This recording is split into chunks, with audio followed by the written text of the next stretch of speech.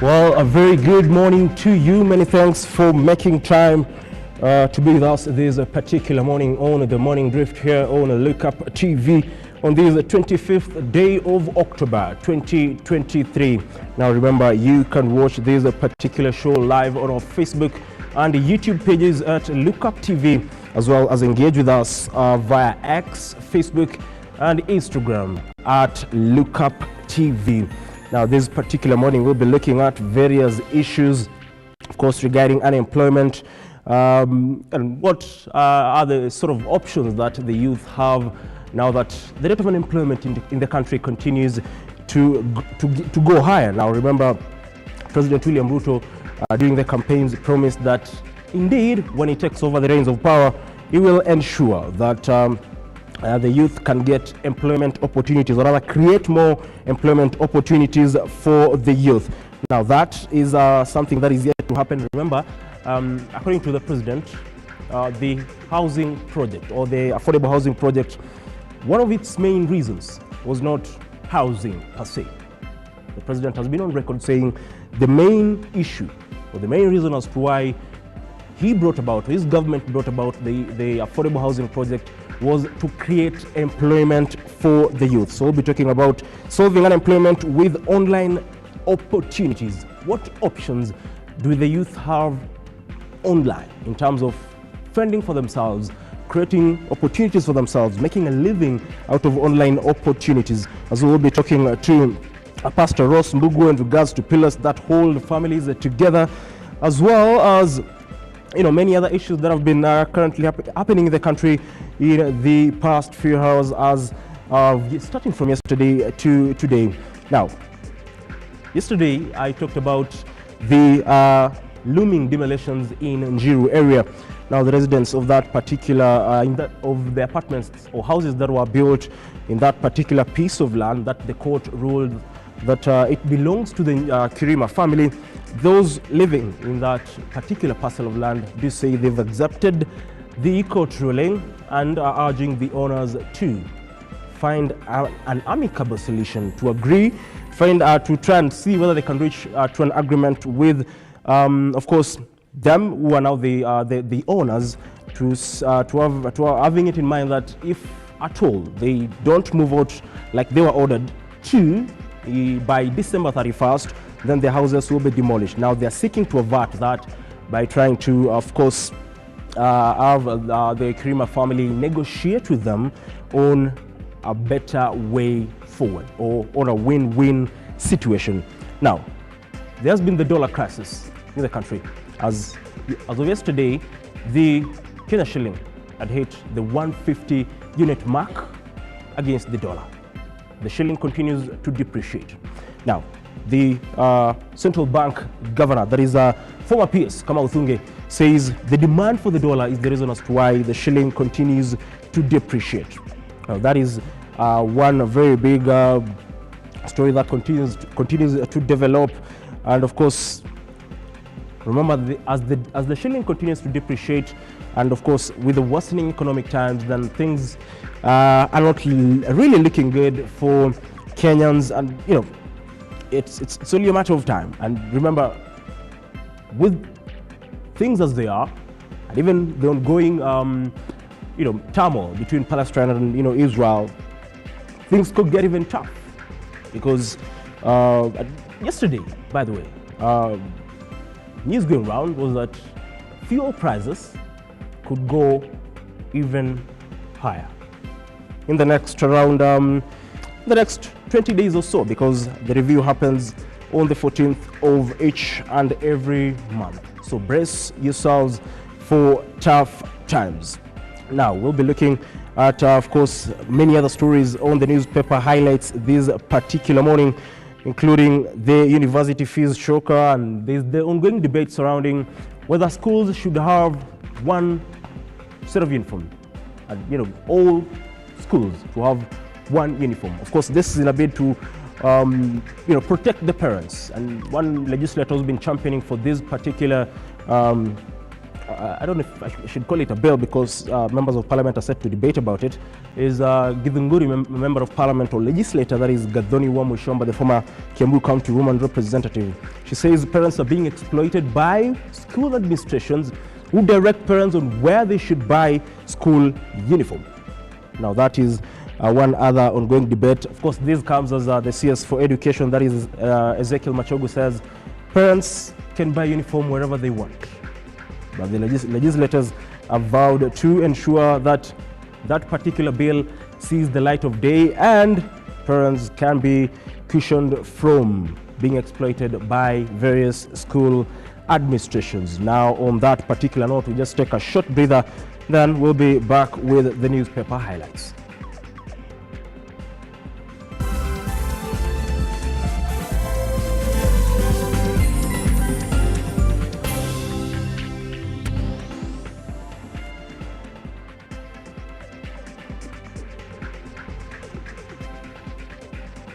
Now, many thanks for staying with us.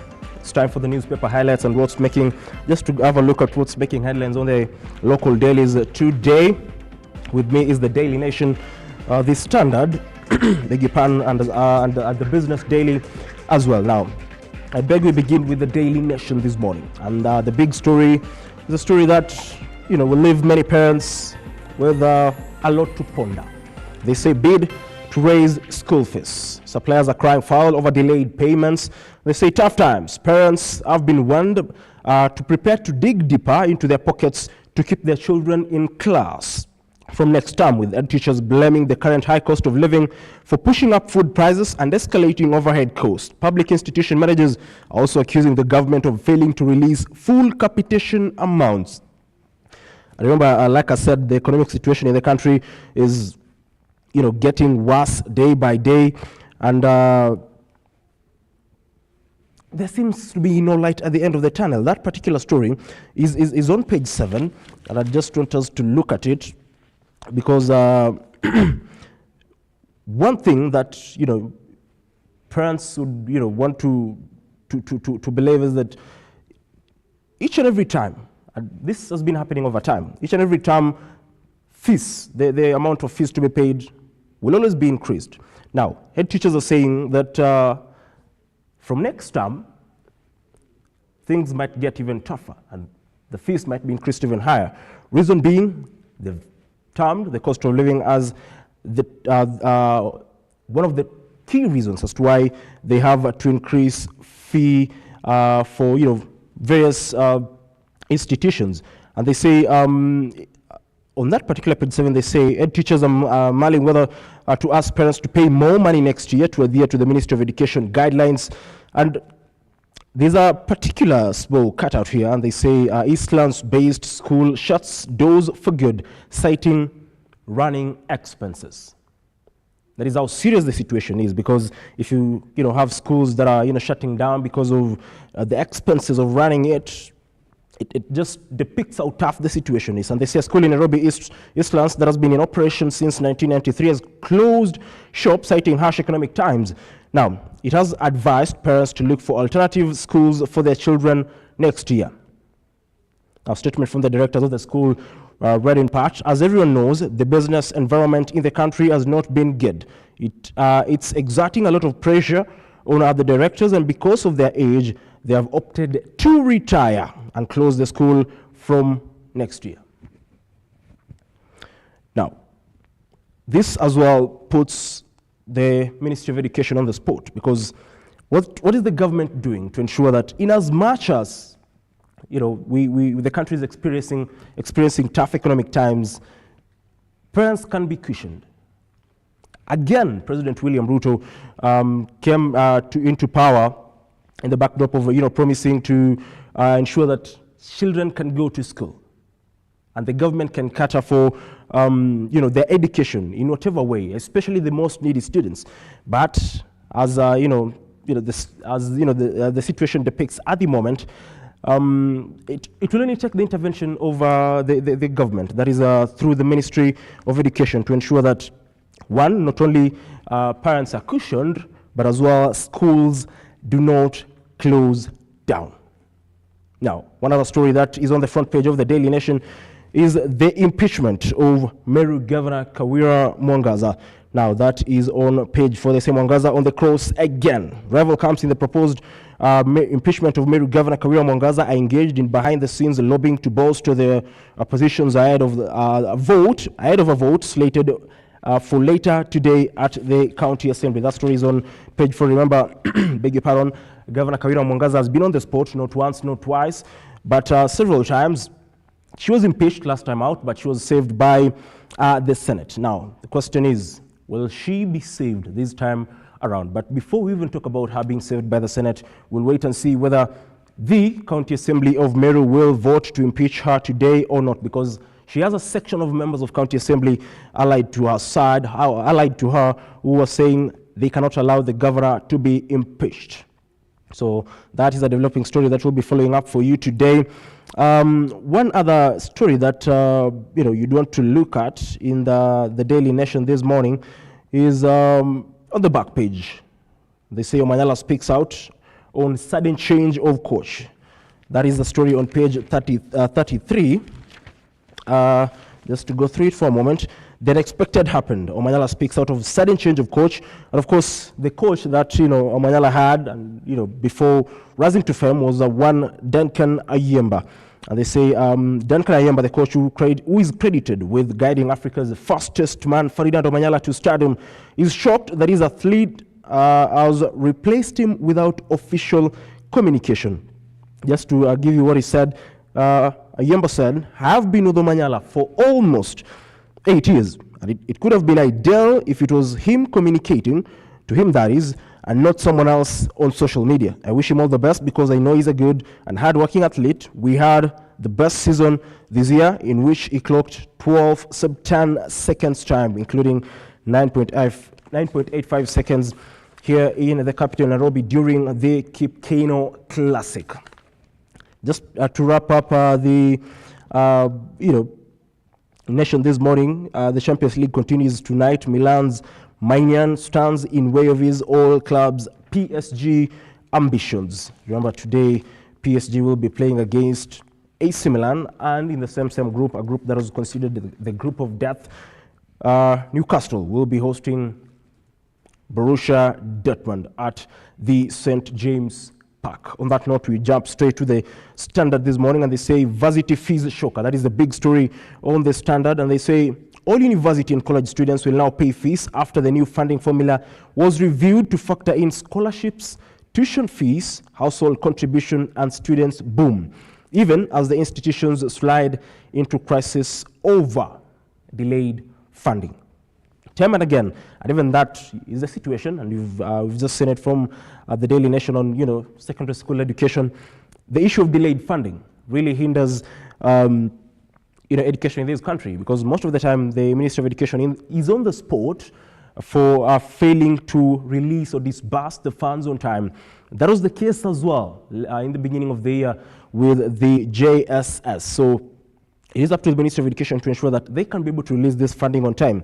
Now, just to give you an overview, Band 1, which was previously known as the vulnerable, they will get 70% scholarships and 25% loans, 5% fees, and of course an upkeep boom of Kenya shillings 60,000. Band 2, previously termed as the extremely needy, will now get 60% scholarship, 30% loans, 10% fees, which includes 55,000 upkeep. Band 3, who are the needy, 50% scholarships, 30% loans, 20% fees, and of course an upkeep of 50,000. Band 4, the less needy, 40% scholarships, 30% loans, 30% fees as well, and 45,000 upkeep. And finally, Band 5, 30% scholarships, 30% loans, 40% fees, and 40,000 for upkeep. Beg your pardon. Now, that is a story that you can also read more on page 6 of the Standard this particular morning. Now, on to another story. It's on Matters Business on page 18. And of course, it's in regards to the issue of the weakening shilling, and as well the Kenya Airways. Remember as well yesterday, Kenya Airways CEO, that is Alan Kilavuka, was appearing before the National Assembly Departmental Committee on Transport. And of course, Kenya Airways has been one firm that has been making losses year in, year out. And they say Kenya Airways foresees a 32 billion shillings losses from weakening shilling. 32 billion. So they say 64 billion, that is the amount that KQ are expecting to lose by December next year. 64 billion. Now, question is, what can be done to rescue the once prestigious, firm, and what can the government do to ensure that it can have? Remember, there was the debate surrounding the privatization of that particular firm, was selling part of it to private investor, but that did stall because of politicians raised concerns regarding the sale of that Kenya Airways, and the conversation stopped for a moment. But 32 billion in losses is a very huge amount, and it's only a matter of time before we see the government yet again come to the rescue of Kenya Airways, because that has been the case. The government will come in, pump more money, write off the debt, and the cycle continues. Debt, write off the debt, debt, write off the debt. Now, onto the back page of the Standard. Again, it's on matters Champions League. And on that note, I know Simba Charles Elijah Kiage is watching us. I just want to ask Simba, Onana, what's my name? My name is Andre Onana. Manchester United did win 1-0 against FC Copenhagen yesterday, courtesy of, I'm afraid to say, Harry Maguire. Harry Maguire did score the winner against Copenhagen in the 72nd minute, but the man of the moment was one Andre Onana, who has been on the spotlight for quite some time. He saved a 96th minute penalty to ensure that United's chances of progressing to the next round are alive. And today, the various fixtures: Barcelona will play Shakhtar Donetsk, Feyenoord will play Lazio, Antwerp will play Porto, Young Boys will host Manchester City, Celtic will host Atletico Madrid, Newcastle will host Borussia Dortmund, AC Milan will travel to Paris to play PSG, and of course, Leipzig will host Vija Reda. Now, on that note, we close on matters, the newspaper highlights. But just to give you a headline on the Business Daily, they say RUTO eyes billions in Saudi Arabia carbon credit deals. Remember, the president is in Saudi Arabia, in Riyadh to be specific, and they say Gulf State is the Gulf State is a vital player in renewable energy market, and of course his trip follows payment of first installment for credit fuel deal with the Saudi Arabian government. On that note, we wrap up the newspaper highlights this particular morning. Don't go away, because we'll be coming back to you with the news highlights.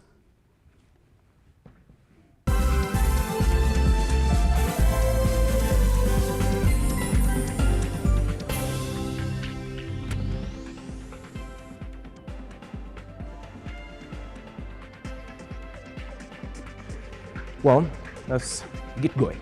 Now, Central Bank of Kenya Governor Keitany has blamed the demand of the dollar as the reason behind the depreciating of the Kenyan shilling. The CBK governor was grilled in Parliament yesterday, after announcing that the shilling was trading at 150 against the US dollar. Mevin Gitembe tells us more.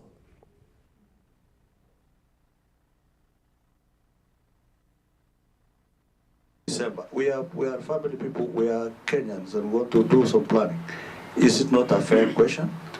And I said, what happens if this is exaggeration? Then what is normal? Appearing before the Public Finance Committee on Tuesday to shed more light on why Kenyan currency has been depreciating, Central Bank of Kenya Governor Keitany says this is because United States of America raised their interests in order to fight inflation in their country, adding that another reason is that the country's supply does not meet the demand. Point I had mentioned about issuing a dollar-denominated bond. I think on the dollar-denominated bond, what we are trying to see, the whole idea was whether we can get additional dollars into the economy, not dollars to move from the banking system to the central bank, but actually an increase in dollars from abroad to Kenya, and so that's still an area that we are trying to look at, because we've seen some other countries where they are able to actually identify. The Kenya shilling has in one of the costless free falls in history compared to other East African countries. Kenyan shilling closed its value trading against the US dollar. This, Tuge says, is causing the economic breakdown. The committee now wants CBK to find possible solutions and put measures to protect the currency. To deal with the issue of the supply and demand for foreign exchange on a sustainable basis. And those issues have to do with, one, we must become more competitive, we must become more productive. Our exports must be able to compete with other exports, certainly within the region, but also globally. And I'm sure, Chairman, when we approved the budget, you did see that I think for the first time the budget was done in a way to fund value chains. And some of those value chains, like leather, like clothing and textile and mining, those are the things that will bring a lot of foreign exchange into the country. The shilling against the dollar on Monday crossed the 15-unit mark. This, according to the Public Finance Committee Chair Francis Keitany, has caused panic among traders within the East African community, most of them who use Kenya as they assess to global markets and products affecting the economy. Secondly, Mr. Governor, what is it our neighbors are doing right that we're not doing? And what do we need to do? And I was checking, for example, Uganda shillings exchange rate. January 2023, we were at 31.4. In October, we are at 25. Perhaps one of the lowest ever. For Tanzania shilling, we were, January 2022, we were at 20.23. In October, we are 16. And we are the giants in the region. We are economic giants. So what is it our neighbors are doing that we are not doing? Mavin Getembe, Lookuptv, Nairobi. Now, residents of East Riverside Drive in Njiru, Nairobi County, have accepted the court ruling on Kirima land and called for negotiations instead of demolishing of their houses. Now they are claiming that the sellers informed them that the land belonged to foreigners who had left the country. About 800 acres will be affected by the evictions, including some parts of Mihango Estate, Chokar, all in Njiru area. Stanley Lugaria now reports. Following Justice S. Okango Monday ruling of a suit involving close to 1,000 acres of land occupied by unsuspecting buyers of Njiru, Choka and Mihango, that the land be reverted back to the original owner within a 90 days notice set to lapse on 31st of December this year, the families set for the eviction are now calling on the Kirima family for formidable talks to reach a consensus as directed by the court. Na mimi nilihamia hapa 2013 hapo 2014. Tulinunua hapa tukajenga nyumba na tulipokuja tuliambiwa ni scheme, ni kama ni mradi ambapo shamba lilikuwa la mzungu, kwa hivyo sasa linarudi kwa wenyeji. Kwa hivyo tukafanya search, tukaona shamba ni la mzungu, kwa hivyo tukaanza kujenga hapa, tukanunua na tukaanza kujenga na tukaendelea. Baadaye ndio tukafanya search nyingine, tukagundua kwamba shamba ni la Kirima. Na kukawa na hiyo kesi inaendelea, tukaweka hiyo kesi kotini, ikawa inaendelea na jana ndio ilimalizika.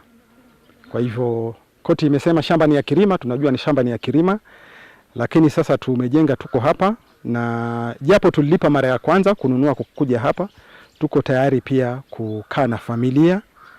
Kama serikali inaweza kutuwezesha tukae na familia ili tujadiliane, tuweze itakuwa uchungu kulipa mara ya pili, lakini tutalipa kwa sababu hatutaki pia yeye mwenye shamba adhulumike. The shocker news remains a horror movie into the eyes and ears of the occupants residing on the land, who now claim were duped into the scrupulous act to purchase the subdivided land soon after the late Kirima's demise in 2010. Between the years 2013 and 2016, thousands of residents on this prime piece of land are in distress as they only have two cards on the table: either to vacate the place and give room for demolitions of the heavily invested structures upon lapse of the notice issued, or call on the table the family of the late Gershon Kerima so as to renegotiate on once a vast piece of land that has since mushroomed into habitat and definitive structures. Jaji yetu ametoa maamuzi akasema hii shamba ni ya Kerima na tumekubali kulipia hawa kwa sababu wataangalie kama binadamu. Approximately, the 88 acres of land making about 10% of the land has over 900 families in their households, claiming to have taken part in appreciation of the land and now wants to be considered in reaching a solution in the issue, as they also appeal to the government to intervene through dialogue. Nasema ya kwamba wakati rais wetu RUTO alikuja uongozini, alituambia kama kuna mahali watu wamekaa na wamejenga hakutabomolewa. Na ombi letu tu ni kwamba tusiweze kubomolewa. Kama ni kusikizana, tuko tayari tukaweze kusikizana na the Kerimas ili watu wasiweze kubomolewa. A list of names have also emerged in regards to the ruling, with some sources revealing that part of the prime land might have been grabbed as it was allegedly owned by an Italian foreigner married to a local who would later die and leave the precious asset to the son. A question will be posed how such a huge number of individuals and groups will be lured into that bait fish and heinous trap, similar to that of Mavoko, of purchasing the parcels of the subdivided land without being issued with title deeds. Well, it's only a matter of time before we see what happens, whether the Kerima family will have to negotiate with those particular homeowners in Njiru area or not. But that particular story wraps up our news highlights this particular morning. We're going on a short breather. We'll be back to talk about matters taxi safety. We've been having cases of, we've been having various cases reported by passengers who have, boarded taxis across the country. But we'll be, we'll be conversing this particular morning regarding to what it takes, what action is being taken to ensure that the safety of you as the passenger in a taxi, regardless of whatever taxi it is guaranteed. So don't go away.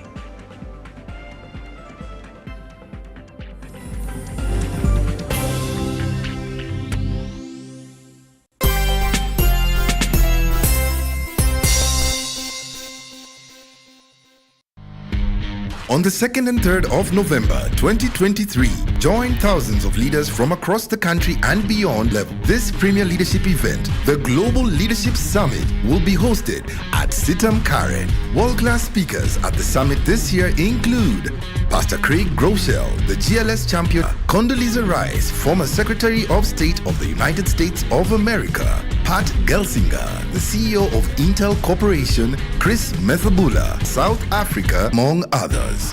Local speakers include Dr. David Oginde, the Chairperson of Ethics and Anti-Corruption Commission, Dennis Njao, the Director of Payments and Retail Banking at Equity Bank Limited, Julius Kipngetich, the Group CEO, Jubilee Insurance, Margaret Sirma of the College of Health Science at Nairobi Hospital, George Njuguna, Director of Information and Technology at Safaricom PLC, Bishop Kalisto Odede, the presiding Bishop of Christ is the Answer Ministries.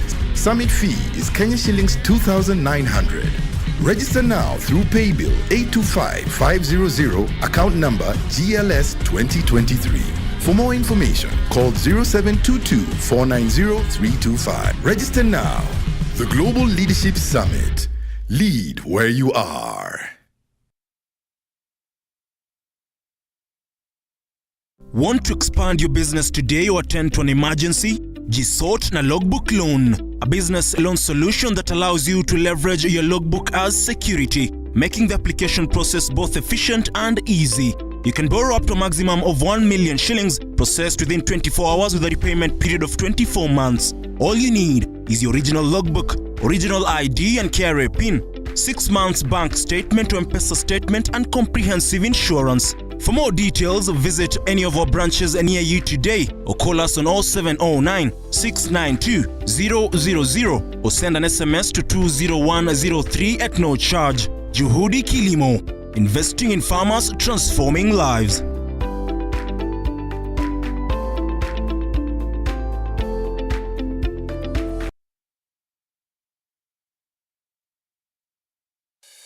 Introducing the Kenya Trade Fair Fusion Sales Drive event in the heart of Nairobi at the Kenya National Archives. It's not just an event, it's sales generation with a remarkable return on investment.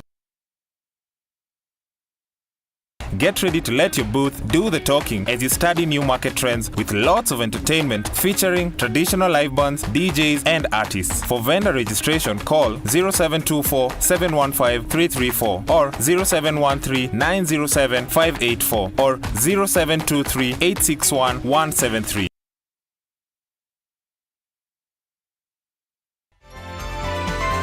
Infinity Industrial Park is one of the largest private industrial parks located along Eastern Bypass, Nairobi, which provides modern infrastructure for smooth operations for industries and business enterprises. Infinity Industrial Park offers world-class amenities and facilities with wide roads, a police station, a power substation, fire station, public transport stage, hospital, and shopping mall. In addition, Infinity Industrial Park also offers CCTV cameras, 24-hour private armed security patrol, sewer, water, fiber optic cable, and 3-phase power connection, added to public utility, canteen, and dining areas. Sail on the golden opportunity to invest in Infinity Industrial Park, fully serviced warehouses at a special price of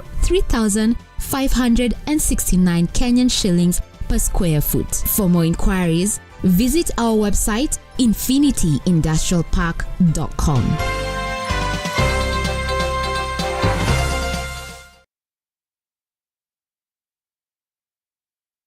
Are you an SME looking for a media partner?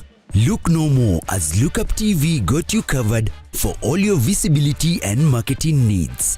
We at Lookuptv understand your business needs and want to work with you on your marketing journey, giving you solutions that will take you to the next level.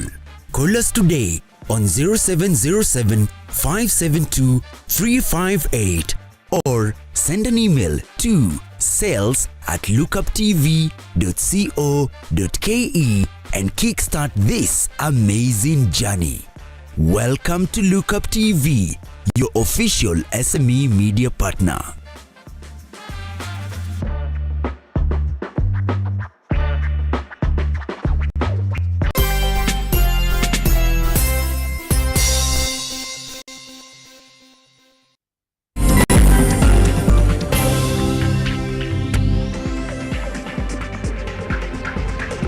Well, many thanks for staying with us. In case you're joining us, this is the Morning Drift here on Lookuptv.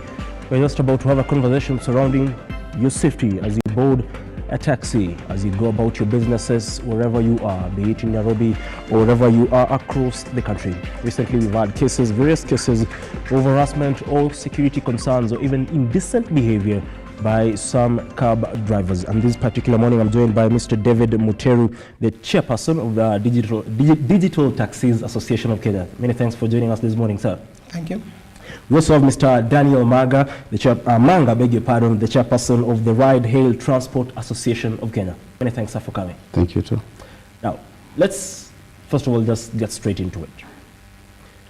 It is concerning, and you know, for everybody, because at some point in time, you have to, you know, use a taxi, you know, to probably go about your businesses. But it is getting concerning that you might get into a taxi, but your safety, first of all, is not guaranteed. How are you, to start with you, Daniel, as, you know, an association trying to deal with the cases of, you know, insecurity and ensuring that, because at the end of the day, the security and the safety of the customer is a priority. So how are you trying to deal with the issue of, you know, insecurity and, you know, all that within the industry? Okay. If I can start with the most recent case where a driver tried to expose his parts to the customers. As an association, we are very sorry to the customer. And we'd like to make our apology to our clients and tell them that is not the face of the online industry. We have so many cases that are not even coming to the media of maybe rogue drivers. And also from our side, we have so many cases of insecurity concerning our drivers too. So I will not defend my drivers, and I'll also not defend the customer side. My simple reason for that, you know, security features of different app companies, they vary so much. First of all, in the regulations, these people, they are supposed to have the identification of every driver who enters in the app. You might find the driver who did that is not directly registered in that app. There are some app companies which are not very serious on the customers that enter in their app to drive on them. One, I can say, we have an incident when one forges an application to use it to drive on an app company, for example, let me say like Bolt, which of recent you have seen so many cases coming from that app company. And I'm not sorry to say it, it's because their system is not well done according to what the security and the vetting of their drivers. And that's why you see such incidences. Some app companies are very strict on vetting the kind of drivers who enter their app company, because you pass through a lot of verification. First of all, they verify your documents through a third party who they have employed, and there are some trainings for the drivers also. As Ride Transport Association, we also have our own trainings to our drivers, of which we tell them on how to behave to the customers. So, from the side of drivers, I can't favor them. It is an hitch from app companies, which allow drivers who have not been vetted in their apps, and that's why you see these incidences. Someone would say that is you know, a gap that needs to be you know, sealed as soon as possible, because if at all it is not, you know, tackled or done away with or sealed, then the problem cannot end. On one end, the drivers, you could have good drivers, for example, but if there are loopholes in terms of, you know, ensuring that safety from the company itself, then the problem cannot be solved. So what are you as an association trying to do to ensure that these companies, these companies, beg your pardon, can be able to ensure that they prioritize the safety through you know, proper scrutiny? Okay. What we are doing as an association, first of all, we are working so closely with the government.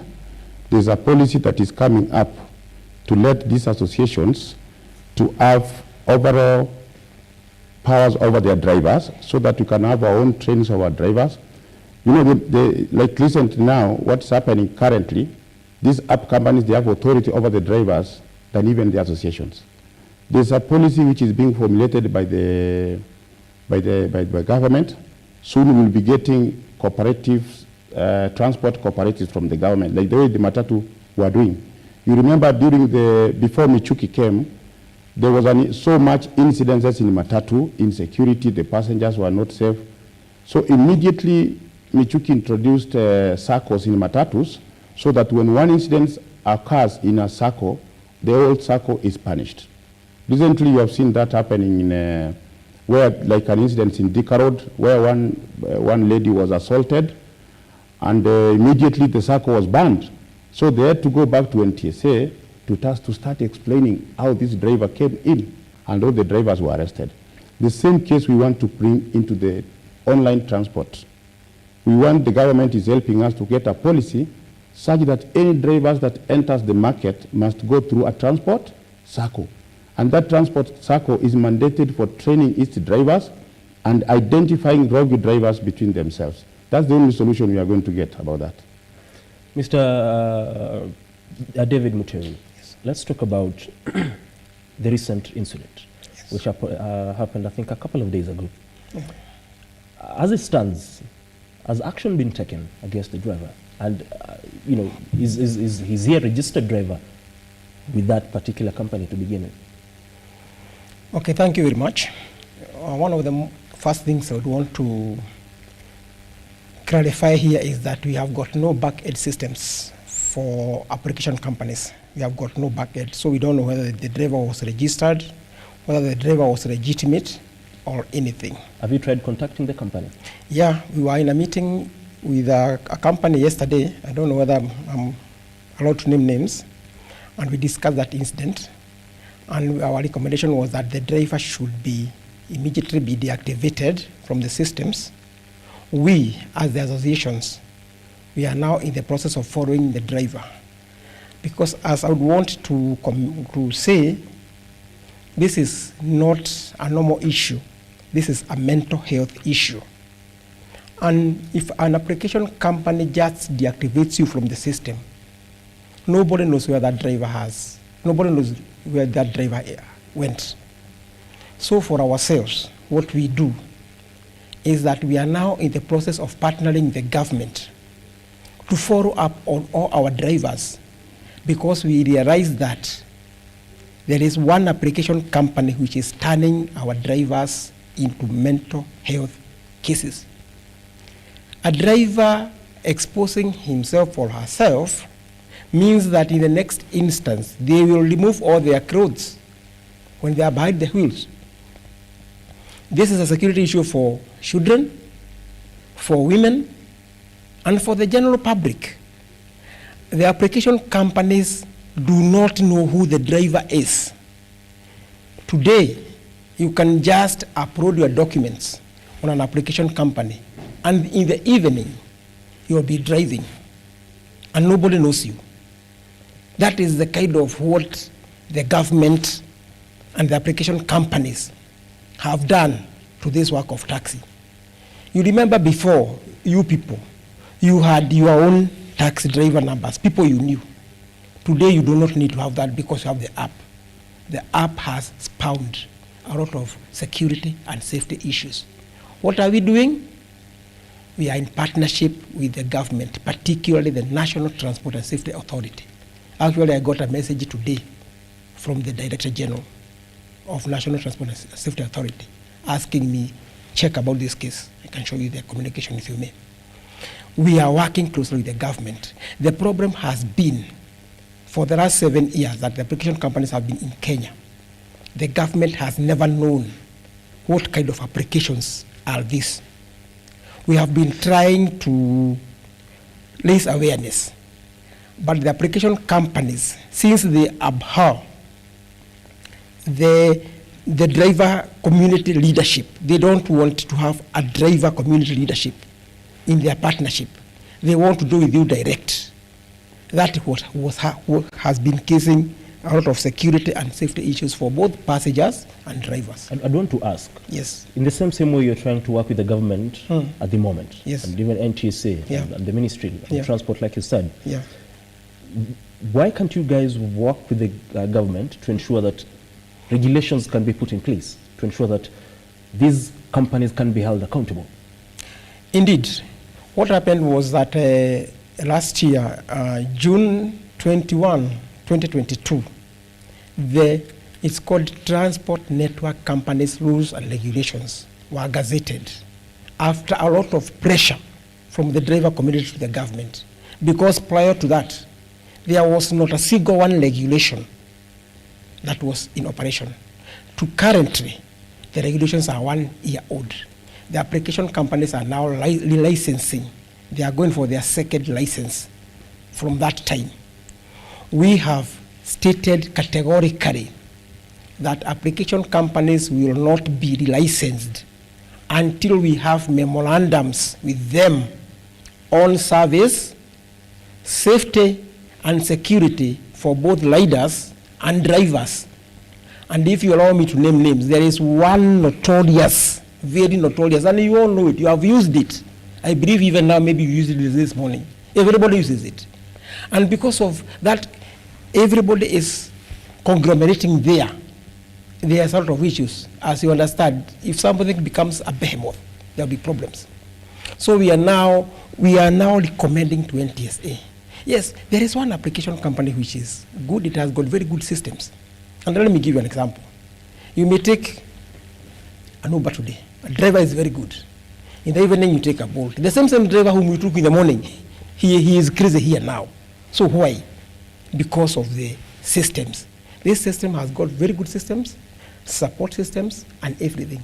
This one has got very bad systems, support systems, and everything. So what do we want? We have got regulations. We want to standardize the operations in a way that if you board application A or application B or application C, is the same thing you get. All you may get is a difference in orientation, not even prices. just orientation, but not too extreme, either too right or too left, but we are going to the center, so that your safety is not compromised, and my safety is also not compromised. That is what we are doing with the government. And as my colleague mentioned here, we are pushing a transport cooperative policy where all drivers will be known, will be audited. If any driver has got mental issues, they can go through support systems and they come back as good members of the society. Coming to you, Mr. Manga, yes. And still talking about matters of safety. Yes. Many a times, and I've also experienced it, you order a cab. You see the driver, yes. Everything, the details are there, but once the cab gets here, it's a totally different person. Yeah. How do you as an association try to deal with that? Because it is a big concern. Because if the driver that I get on the app is different from the one that comes, in case anything happens, then you don't know who to hold to account. That's a risky to the customers, and we are so concerned about that. In this industry, we are trying to bring sanity. We have been having mushrooming of app companies which are not even following the rules. I can give you an example. If a driver comes with a different car, that means there's a laxity from the app company. And we only have one notorious company. If you allow me to say, like for example, I drive in those all apps. I have both of them in my phone. But when you drive, let's say with Uber, such cases are very minimal. You'll never find them because they vet you every day. Uber has come up with I'm not trying to promote it, I'm sorry, but I'm trying to say as things are right now. For identification, there's what they call the selfie. If they try to see that there's something that is not going well, they'll give you a prompt to take a selfie. And that selfie, if it's not you, you're automatically blocked.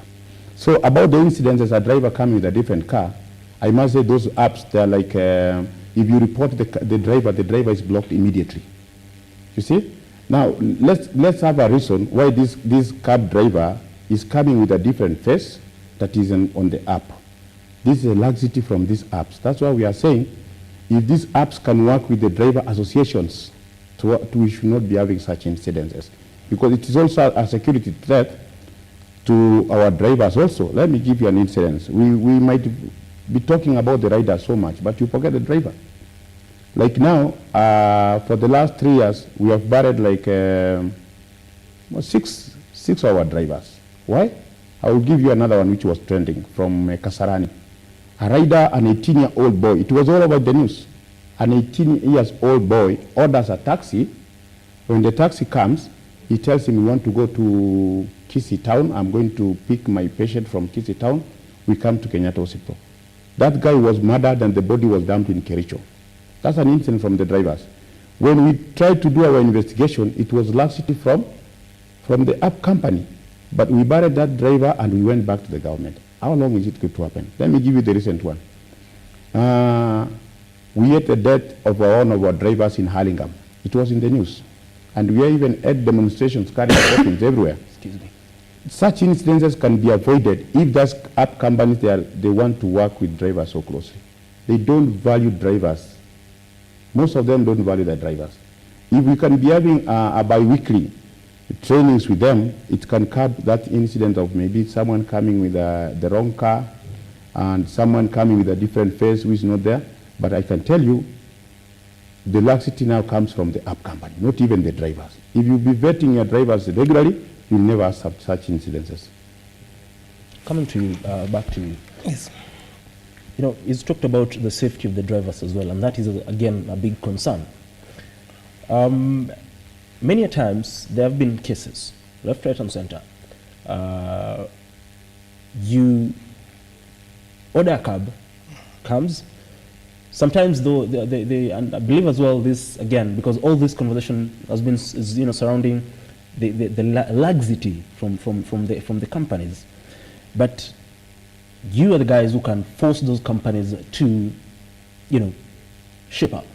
Because it's either they shape up or they shape up, because at the end of the day, it's safety that is the priority. You order a cab, you are given probably a discount, and you go. Reaching a destination, you pay the amount that the app says, but again, the driver declines. A friend of mine was taken round and round the estate where she lives for close to 30 minutes because the driver declined the amount that the app had, indicated. So how again do we deal with that? Yeah, that's a very good answer. That's a very good question. Thank you very much for that. Because we now come to the gist of what ails this industry. What ails this industry is the person who sets prices has got no learning or maintenance costs to the vehicle. I, as an investor and driver, buy the car, that is the implement, and I offer my labor. And at the end of the day, my labor is not paid for. I feel misused, I feel exploited, and because I'm the contact person between the passenger and the service, the application companies does not know you. They only know you because you ordered. But the point of contact is myself. When I had the trip, it tells me collect 20. Even you yourself, did that trip pay for my fuel? You have not done your due diligence to know whether I get those commissions that you get. Maybe I don't get them. So what will I do? Today, go to Mombasa. You order a taxi. A person tells you up front, that price on the app, we are not going with it, we are going with this. Are you okay with that? Even before they come. The only case that Nairobi that does not happen in Nairobi is because Nairobi we are so many drivers, and because of the dynamics, people do not want to lose trips. I'd rather fight you, and then what we do is we go through the DABDA process, denial, what do you call it, bargaining, acceptance, and all that. When I'm with you, first of all, I'll deny that fare is me. Then I'll go to the third step of bargaining before I get to the last point of acceptance. You have gone through all the process. That is what our drivers are going through on a daily basis. Even that driver who expose themselves, our drivers are becoming mental cases because they are not meeting their obligations. And let me finish, please. What did we do about this? During the economic conference, Nairobi Economic Conference, and I want to quote the president, we met with the president. I myself had a chat with the president. And the president asked, what is your problems, David? And I told him this. Our problem is only one, the major one. Application companies set unsustainable prices for ourselves, making our work very hard. What did he promise? It is not you drivers, and it is not the application companies that will be setting the prices, but independent third-party motoring professionals. What has the government done? We took a step.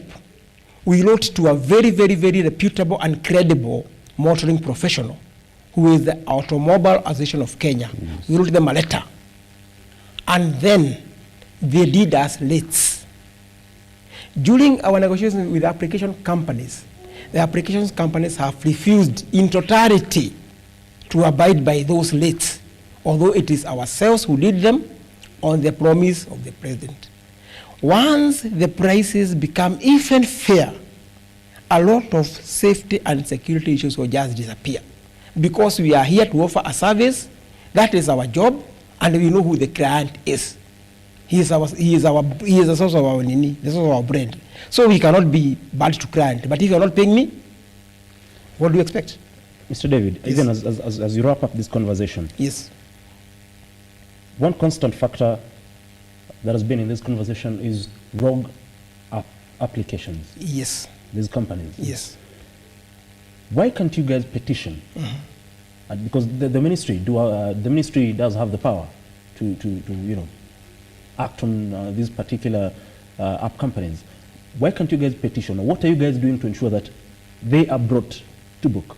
Or if at all they don't, align to, the stipulations, then they can be scrapped off? Good question. As late as Monday and last week, we have had 3 meetings between the government agencies and this application company that is skewing the market. What they do is that they went and presented themselves to the government as a amelioration tool for drivers and as investors. We are coming up with 15 billion in the Kenyan market. That is a serious investor. You have to listen to them. And then they skew. Their communication is so good and so sleek. They are able to convince the government that we are here as investors and these guys don't want to work. All our drivers are working. So once they do that to the government will now call us and now try to ask us, what is happening here? We don't understand. This person has put 15 billion on the table. This is a serious investor. Why don't you work with them? When we meet them, they do us PR. They don't do anything to us. They just come and we do chetatete all the time, and there is nothing that happens. So today, we have been using a tool called demonstrations and picketing and strikes. The government is not looking so nicely on these things because they are inconveniencing other people. So we are still in the boardroom trying to come up with what to do. And thank you very much for this opportunity, for giving us this platform to raise awareness. We would want to tell the government, please listen to us. Let us work together with these application companies. We need investors, but everybody can be made compliant.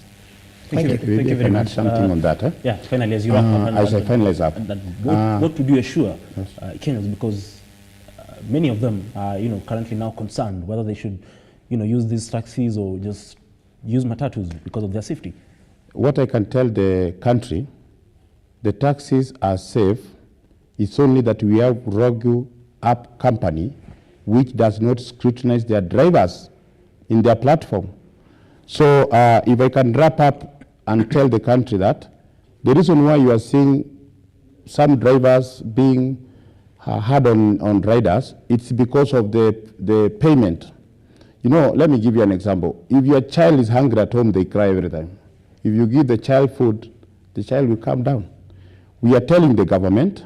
Yesterday we submitted our submissions in the Ministry of Transport and the NTSA. Yes. Those submissions are very clear. We don't want what we call locked fares or upfront pricing. Whenever you meet an instant traffic, let the app still count. The pricing are killing the drivers, and that's why the drivers are saying the government has to act. And if it is right for them, all app companies which are not complying with the TNC rules, they should ship out of the country. Thank you very much. That was one Daniel Manga, the chairperson of Ride Hail Transport Association of Kenya, and as well Mr. David Mutiru, the chairperson of Digital Taxis Association of Kenya, talking to you in regards to your safety while boarding taxis here in the country amid the rising cases of harassment and lack of safety in most taxi app companies here in the country. Now that wraps up this particular conversation. But we'll be going on a short break and then we'll be coming back to talk about solving the issue of unemployment through online opportunities. Don't go away.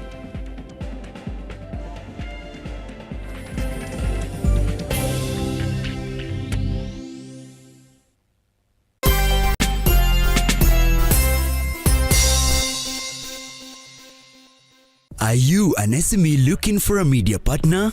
Look no more, as Lookuptv got you covered for all your visibility and marketing needs. We at Lookuptv understand your business needs and want to work with you on your marketing journey, giving you solutions that will take you to the next level. Call us today on 0707 572 358 or send an email to sales@lookuptv.co.ke and kickstart this amazing journey. Welcome to Lookuptv, your official SME media partner.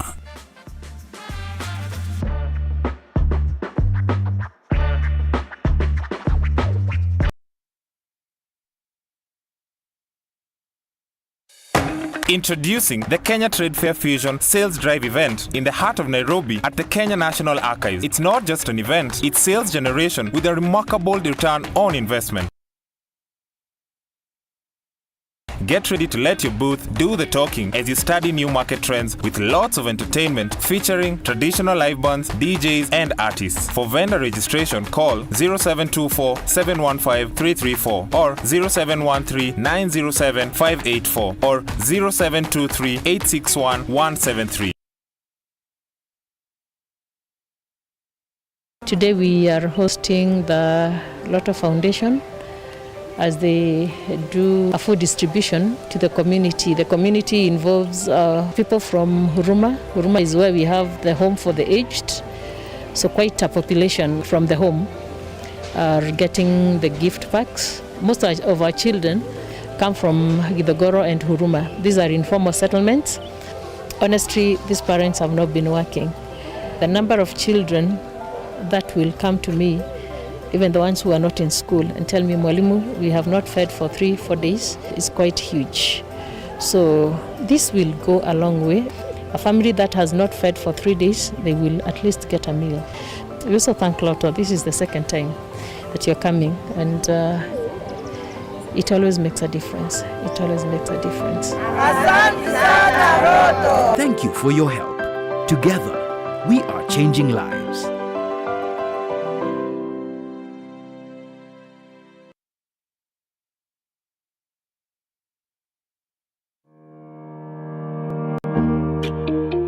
Hi, and welcome to Tujenge Home.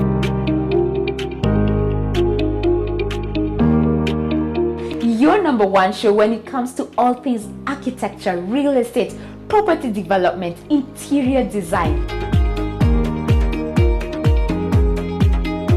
You get it right here on Tujenge Home. When the food is ready. You want to serve them? Dinner is served. Yeah. Let's go. Let's go.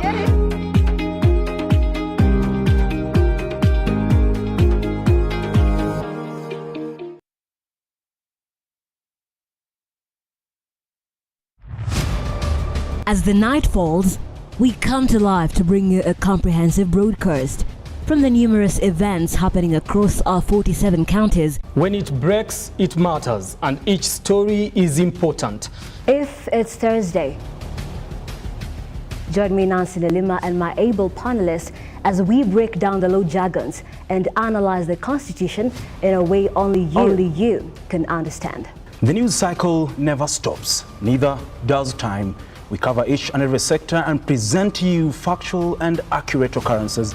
This is where facts win the day. Join me, Nancy Lelima, Ian Keitany, Tuesday, every Wednesday, Thursday, as from 9 p.m. on The Insight, only on Lookuptv.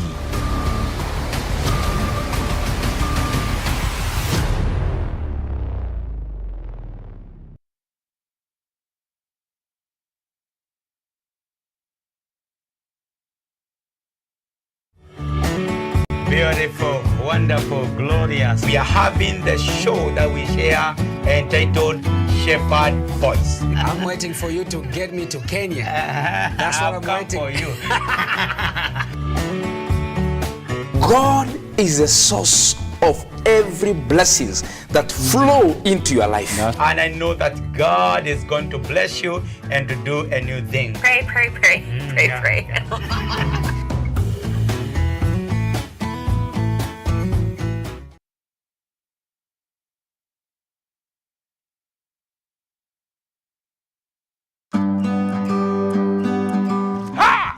Kipindi ni ukulima ni mali na Manjoro. Kumbuka hapa ndipo unajifunza mambo mengi kuhusu ukulima. Kilimo ni uti wa mgongo wa nchi. Na ukiwa na Njoro unajifunza. Kumbuka, angalia mwenyewe. Tunakuambia ukitaka kujua tips za ukulima, ungana na sisi kwenye Lookuptv. Every Sunday unatukuta pale saa 10, tunakuonesha kuhusu ukulima. Ukulima wa mimea, ukulima wa ng'ombe, ukulima wa kuku, ukulima wa mbuzi na yote ambayo yanahusiana na ukulima. Kumbuka nini? Kipindi ni ukulima ni mali.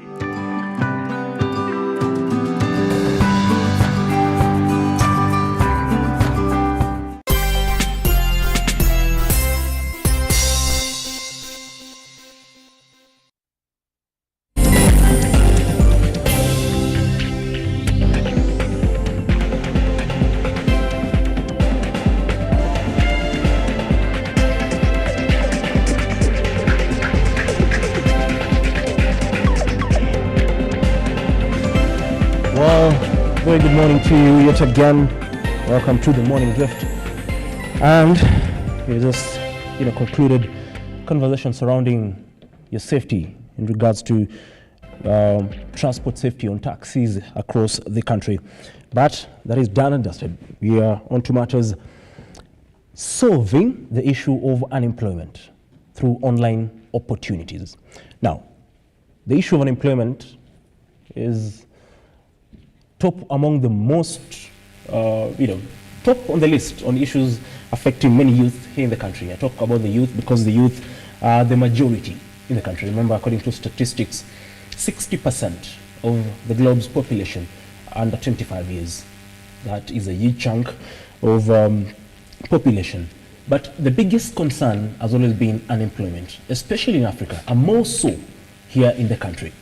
Now, the president, during the campaigns, promised, like I said earlier on, to ensure that the youth get employed, either formally or informally.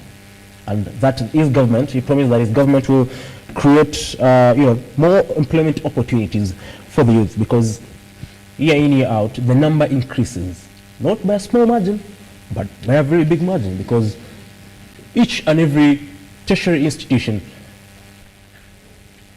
releases students each and every year into the job market, a job market with no opportunities. Now, this particular morning, I'm joined by Mr. Geoffrey Munai, a digital currency expert and also an author. Very good morning to you, sir. Good morning to you, thank you. Pleasure to have you around. Sure.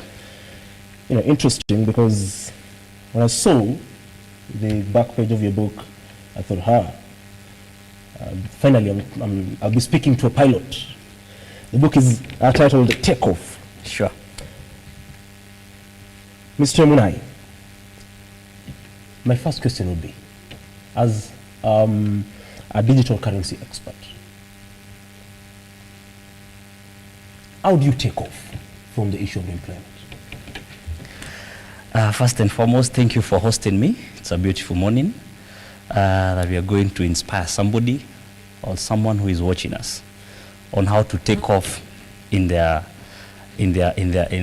businesses, that is being employed. Like not necessarily being employed, but you employ yourself. Taking off in online opportunities. Exactly. In your case. In my case. Or how did it come about? Okay, let me say it came up after COVID. That's when my eyes got opened. Because before COVID, that's when I actually was employed. When COVID came, my job had to pause in the aviation sector because it was one of the affected industries by then. So it was a time that we had to stay in the house. I know you'll remember I used to stay like 2-3 months. And that's when I discovered utilizing my internet, because I used to pay for internet, just watching the TV, watching movies. But I came to realize internet, you can use it to make money, and actually good money, not just money. And that's how I ventured into it. Let me say the last two years. Okay, so when we talk about digital currency and online opportunities, many times, even at the moment, if you scroll through the social media apps, especially more so on TikTok, you see a number of youth who ventured into online job opportunities. But sometimes, many of them, many of those who are unemployed or trying to get something to fend for themselves, to pay for their bills, they're a bit skeptical of how legit are these online jobs. Okay, for the skeptical guys, let me say, I've done my research. 70% of the smart people, let me say, for us who have read, we are very skeptical. But for people who don't have they don't have the degrees, they don't have academics, they go in full throttle. You see? Mm-hmm. I remember in this current world, the world is not only looking for smart people, but bold. So you see, sometimes you may be smart, but you're not bold enough to dive in through opportunities. Because let me say, someone who is employed, he or she is in a comfort zone. Because at the end of the month, you have a pay slip. So you have nothing to bother you much. But somebody who doesn't have a job, he or she has to think beyond, because he has nothing to do. And he has to do it. It's either work or it work. So according to my statistics, the people who are more smart, with more education, they are very skeptical. But the other people are very, very open to these business opportunities. What are these opportunities in the digital space that people talk about? The digital space, it's a broad market, because there is digital marketing, there is crypto trading, there is forex trading. So now it depends on the area of interest. Like for me, I do digital marketing, I do crypto, and also forex. Because at the end of the day, when you have your phone, we're in an era where your phone is an office. With the internet, you're working all the time. So there are so many opportunities, especially to our young people.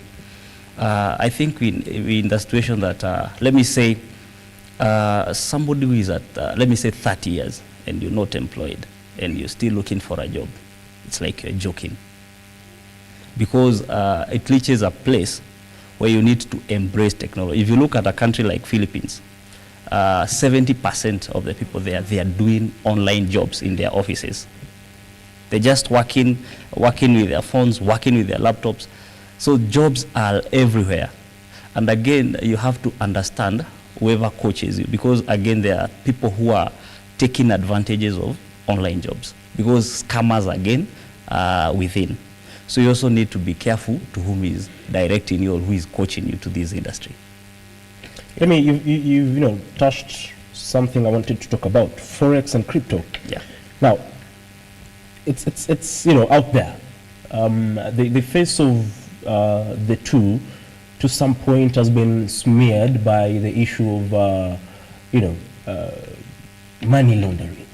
How do you address that? Because it is a field that many youth really want to engage in, and I'd also admit at some point I was interested, but I had concerns, and how genuine it could be, and the very many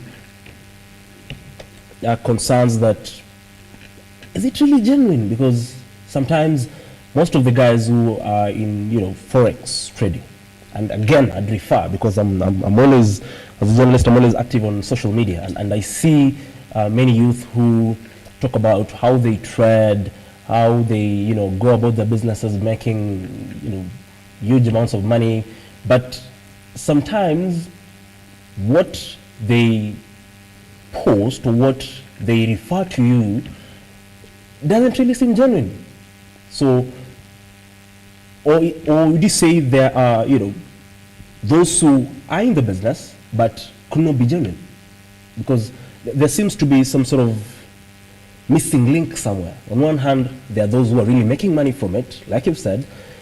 On the other hand, there are guys who act like, yes, they're making money, but in real sense, there's some certain gray areas. There are two categories of people. There are people who are like, when you're a real trader, you don't flash a lot. Gold, you don't have to advertise gold. But again, there is another class of people who has to live a flashy life so that they're able to get money from you. You get it? But there are other people who do it as a career, as a job, because it is real. And then we look at the statistics. Actually, in Africa, that's when now we are trying to embrace, let's say, like trading. Because if you look countries like US, those countries, they are doing these things. These things they have been doing, especially to the young people. And again, we cannot escape digital currency or forex trading, because the world is going digital. Sure. Let me take you back with M-Pesa. When M-Pesa came, many people are very skeptical about it. They say like, I cannot do through M-Pesa. I cannot store money with M-Pesa. It is not. There are people who are skeptical by then. But today, almost everybody is using M-Pesa. So a time is coming that everybody will have a cryptocurrency, because that's where the future of money is. The best thing with the cryptocurrency or the digital currency, that is, let me say if I travel to South Africa, I'm not going to use my Kenya shillings. I'm going to use my USD. If I'm going to any other country, but when you have the cryptocurrency on your phone, you can just change it to every country that you are there, and then you pay it in digital way. My question would still probably remain, why is it that digital currency has been listed as, money laundering by some quarters. It is not money laundering. Digital currency has money, you see? And again, when you're doing it, it is also risky. So I think people who say it's money laundering because they don't take that bold step to get into it and learn about it. Because if you say like, if you do well, if you become successful, let's say in another career, if you become successful, let's say in media, will somebody come and say you're doing money laundering with it? So it is a business like any other. Whoever says it's money laundering, they should come and be trained, and then they're able to learn about the business. So once they get the concepts, they're able to know that it is a business like no other. Now, the Central Bank of Kenya did, term digital currency as not a compelling priority. Why so, and what would you make of that? Okay, in Kenya right now, we've not yet embraced it fully. But I tell you for the truth, in a coming time, we have to embrace it. Look at the dollar right now. The Kenya shillings, the dollar is selling at 154. So people who are trading with the US dollar, they are benefiting, you see? But a local mwananchi who is doing the Kenya shillings, anaumia every time. Because you see, for you to get a dollar, you have to give out 154 shillings. Come December, it will be at 160 because the dollar it's rising every day. So if you say that you're escaping digital currency, it is us to takuwa na disadvantage. Because if you trade with the USD, let me say, if you trade with the USD, you are at a profit, or you're at a very high position to make more money, or also to import things. Because if you have to import things, you have to buy USDT in a very high rate. So when we exclude it, ni sisi tutaumia. Because when you trade with it, you're far much ahead. Because like now, for me, let me say, if I'm purchasing things, I will use USDT. I use my wallet, I use the dollars. But if I have to change it to Kenya shillings and buy with Kenya shillings, it will be expensive. Now, you've just talked about, there being a need for those who probably think it is, some sort of money laundering to undergo training. Did you undergo this training? Yeah. That's what I've been doing actually. For the last 2 years, I've been training, using internet, using classes, paying for classes, and learning about it, how it happens, how to trade it, how to sell the coins whenever. Right now the Bitcoin. Let me say, last week it was at I think that 30,000. Right now it is at 35,000 USD. So it's a market that keeps on rising every day. So you have to keep on training here and there. Have you sort of introduced other people, the youth probably, or people into this platform? Yeah, actually right now we have a team of 100 people that we already doing business every day. As we speak, there are guys who are doing business every day through their phones. They have already gone on a training, and like I'm mentoring them. When you talk about doing business every day, one would presume making money every day. Making money every day. How much money can someone make from all that in a day? A lot. No, it depends. It depends with your capital, because what you invest, that's what the amount you invest determines how much you're going to live. Let's say if you have like $1,000, that's 150,000. Let's say if in Forex you can do it, you can make it at least 30% or 20%. That is $300. For a good trader, you can even make 30,000 or even 50,000. So it depends with how sharp you are. When it comes to digital marketing, like now we do business with Amazon, Alibaba. You just market their products using the phone. So in a day you can get like 2% of whatever you invest. If you invest like $1,000, you're able to get 2% every day. That is around $20. Now when you convert it to Kenya shillings, that becomes more, because the dollar is selling at 154. So that's why we are trying to sharpen our youths to embrace these opportunities, because it doesn't matter whether you're working, you can still do it. Whether in the office, whether in everywhere, you can just do it, because you need your phone and the internet. Well, they say there's the issue of volatility. Yeah. And they say crypto prices always fluctuate. Yeah. How do you deal with that? Okay, when it fluctuates, now, you know, it keeps on fluctuating. It can go up. Actually, it goes up and down, you see. Now, there depends with the skills that you have to conquer the market. And again, such a business, you don't need to have it, you don't need to do it with a lot of tempers, a lot of emotions, because when you do it with emotions, you are going to lose. Because again, remember, it's a market that everybody is fighting for, you see. Let's say a coin, it keeps on rising. Like you can buy, let's say, let me say like a Solana, that's a coin. In the morning, it's selling at a lower price. So in the evening, it will rise with 2%. Then it keeps going down. So it's a market that fluctuates.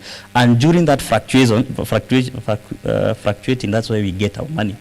Because if it's constant, we cannot say we are in business. So it is in that volatility that we're able to get money. What did you start with when you got into the issue of digital currency, commercial currency, if you love? Where did you start? What did you start with? I started with forex trading, but I didn't have enough skills, so it really challenged me. So I had to go to my books, doing my studies. But now I'm good because again, you don't just dive into it; you have to learn. And why people say that it's bad or they lose money, because they don't undergo the training of understanding how the market runs. So I started with forex, then crypto, and then right now I'm also doing digital marketing. And then digital marketing, it's actually, you don't have to do volatility. That is very simple. With your phone, you just need to sign up and create an account, and then you just do it in 5 minutes in a day, because you're given like 5 products, and then you are able to market them, and then they pay you instant, and you can withdraw. So it is not that complicated. Now, you talked about having around, is it 100 people? Yeah. We have a team of 100 people. So you sort of have, is it like an organization or something, or a company, or how do you call it? It's a GM business hub. It's a hub that where we train people on how to get money through their phones, or working smart actually. And they are everywhere. So it's not like we are in a certain position. It's an online platform. So we meet in WhatsApp, Telegram, and now we are able to do our businesses there. So do you conduct trainings? Yes, I do conduct trainings. At what cost? Now that really depends with the clients how we like forex is different from the rest, because forex again, it's a bit there's a strategy. Every trader has a strategy.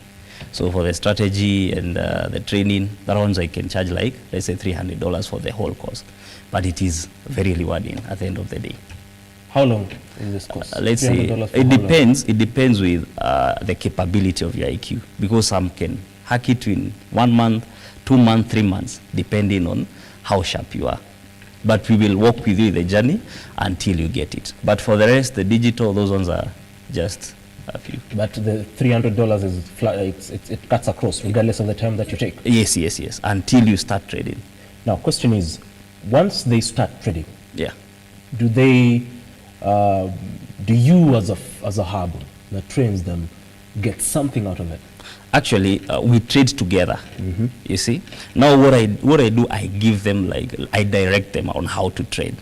For instance, if we are trading together, like I can tell you now, it's time for us to trade. Let's trade.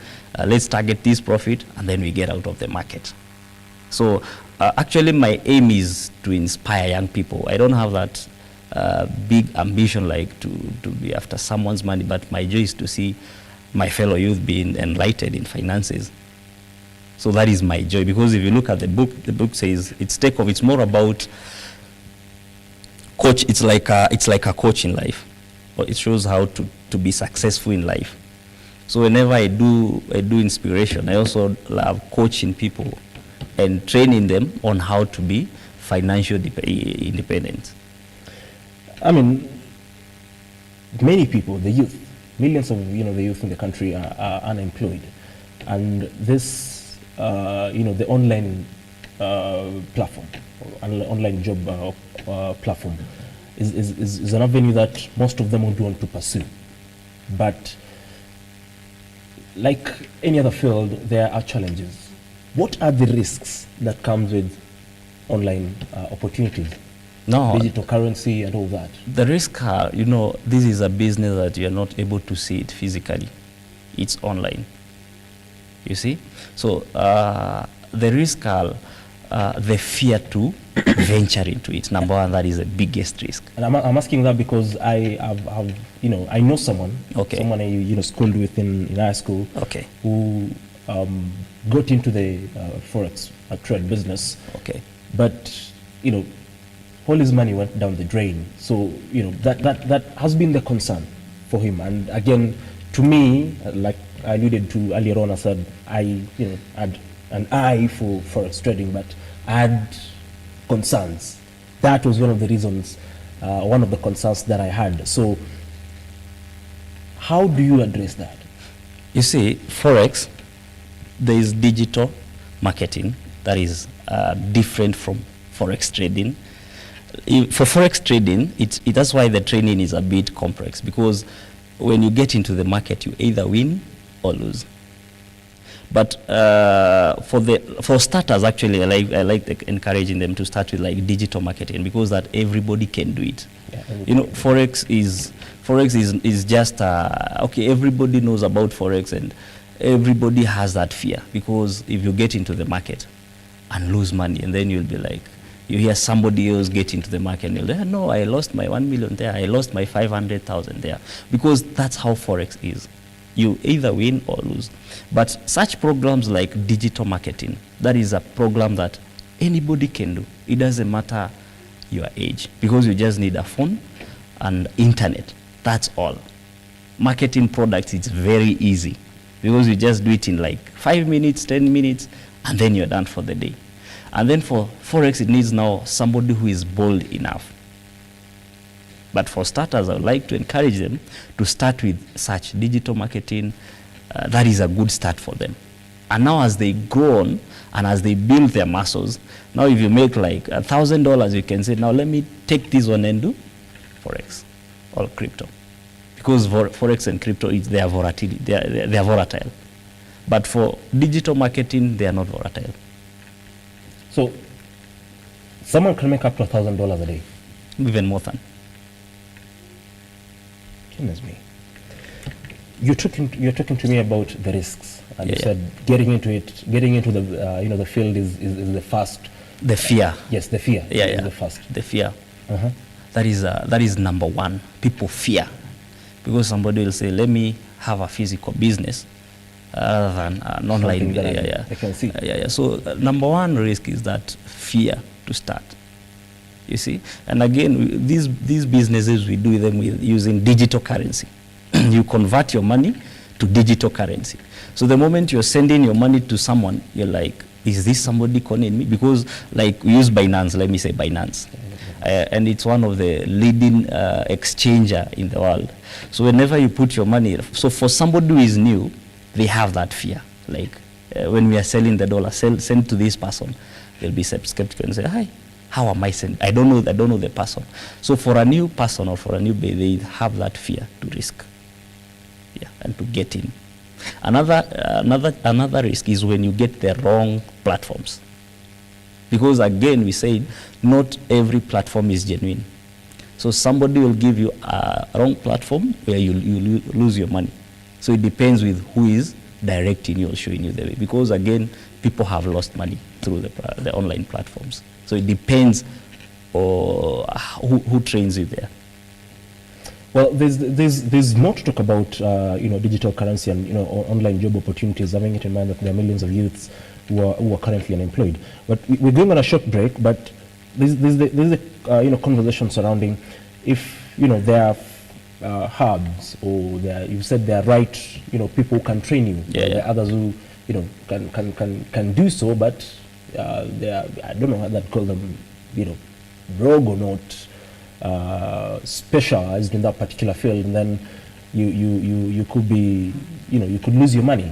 Then how do we deal with that? And probably, do you foresee a situation where CBK, like you said earlier on, as a country, we are not yet there? Do you foresee a situation where we will get there one day eventually? And is there a need to put regulations in place to ensure that people get into this particular, field of trading and all that, the forex, cannot lose their money. So we'll talk about that after that commercial break. We're going on a short breather, but we'll be back. We're talking about matters, online opportunities, and the digital currency. Having it in mind that unemployment is currently a big crisis, not only across the continent but especially here in the country.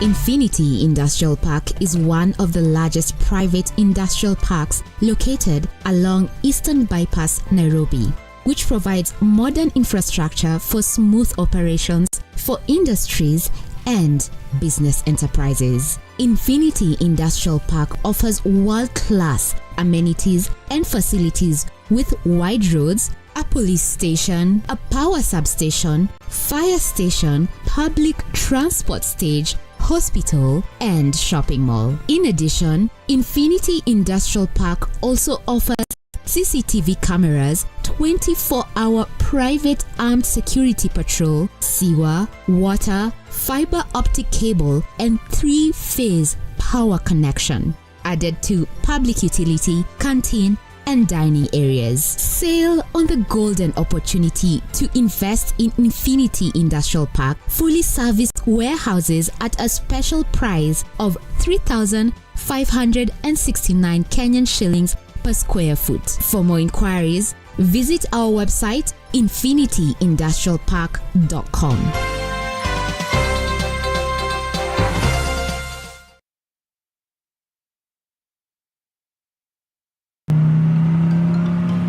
There is a biblical quotation that says, whoever gives to an orphan lends to God. Today was a great day for us. We have received and hosted a wonderful and great team from Tatua Tatu who have come to make a day brighter for these kids and for our beneficiaries. I thank you, Tatua number 3, for coming. May God bless you, and the gates of Rafiki are ever open, and you are welcome and welcome again.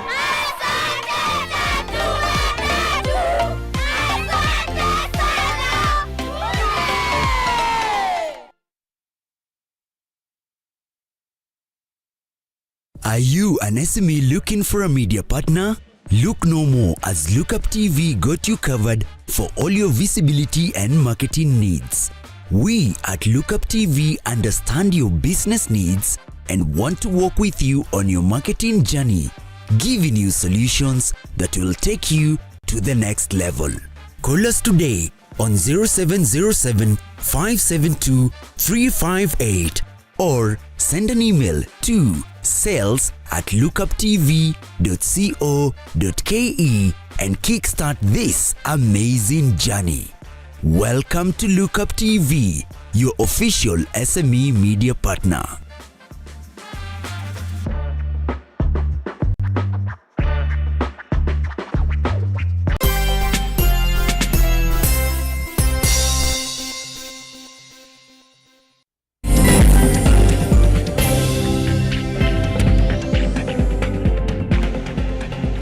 Thank you very much for staying with us. We are talking matters online, job opportunities, and what the youth can do to venture into the opportunities that are available online. And I'm talking to Geoffrey Munai, who's a digital currency expert here in the country, and also an author of Take Off, trying to inspire you on how you can take off from one point to the next, or elevate yourself, regardless of and he says you don't have to wait to be employed. You can employ yourself.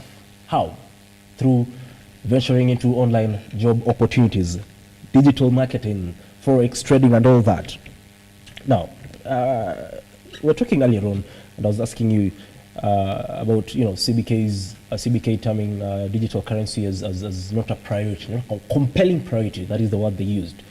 Now, do you see a point in time in the foreseeable future where now themselves, using their own words, they will be compelled to, have digital currency as a priority.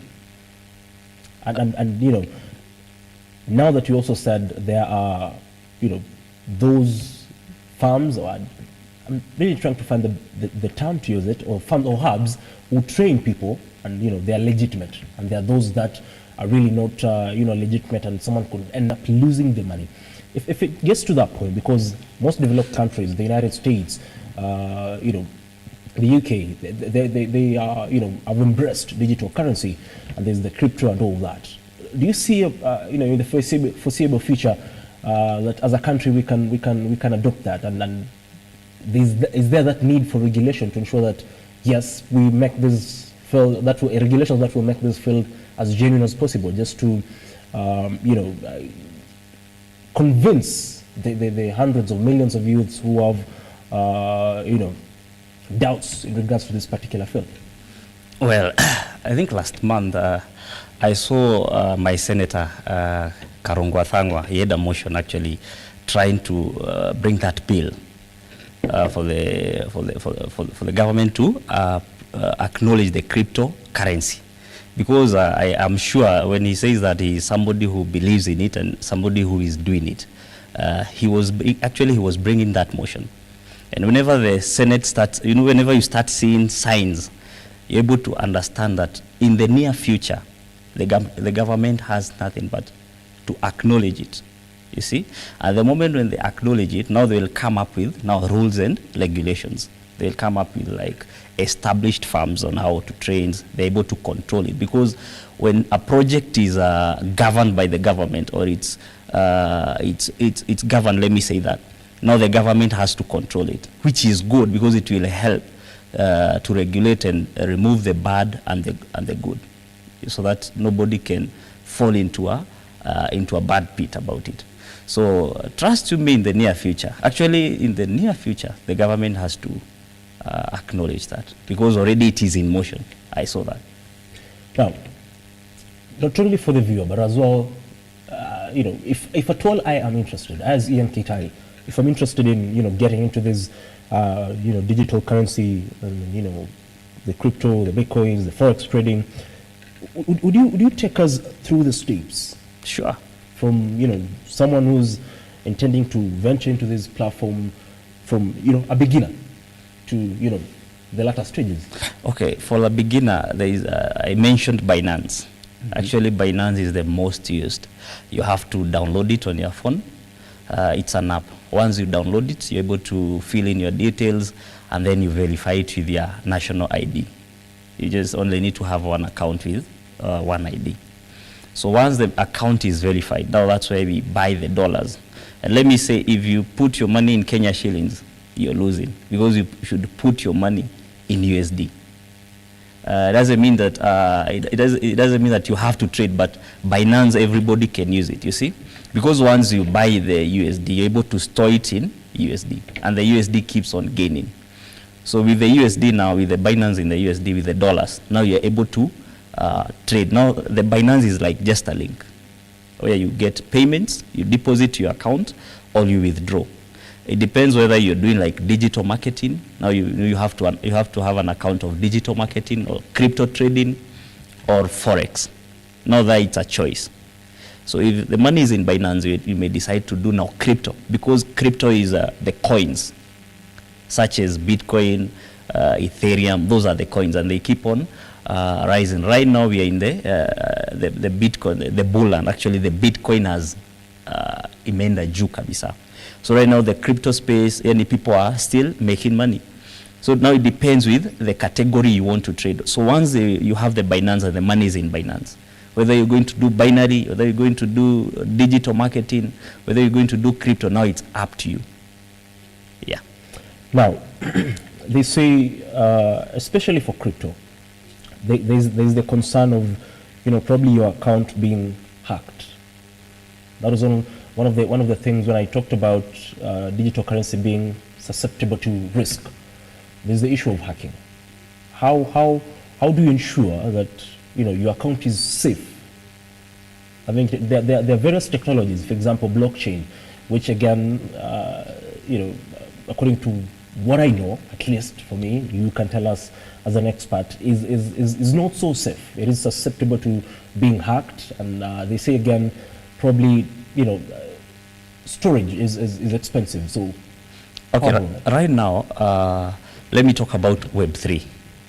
Right now, Web3 is the future of internet. Actually, back in the days, the government systems were hacked.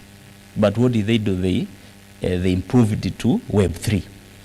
Let me say like Binance, they're already in Web3. This is a technology that nobody can hack it. You see?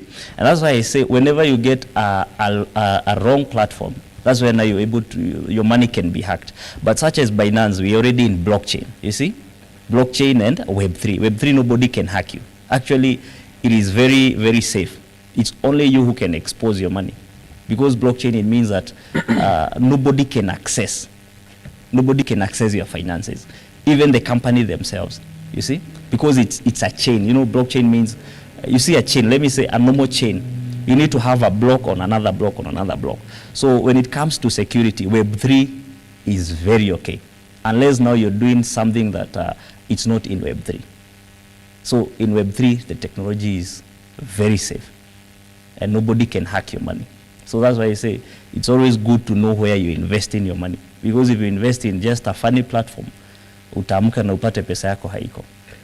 Now, one would want to ask, as as a layman, as an expert in matters of digital currency, what is the difference between